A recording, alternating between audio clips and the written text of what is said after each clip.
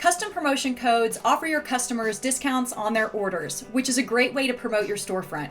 I'm Emily, and I'm going to show you how to create custom promo codes in the Reseller Control Center.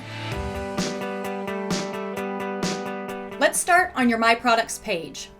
Scroll down to the Reseller section, expand it, and choose Manage. This opens the Reseller Control Center. Select Marketing, then select Promotions. Click the Create Promotion button.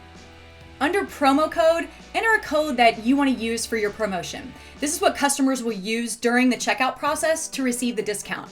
The code can be up to 10 alphanumeric characters.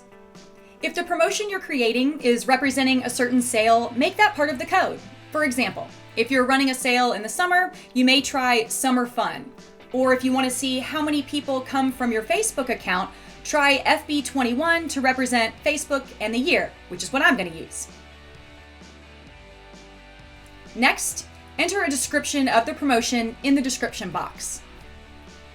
In the discount section, choose to discount a percentage or an amount, and then enter how much you want to offer. Your discount must be in USD, and you can't exceed 15% of the total order amount.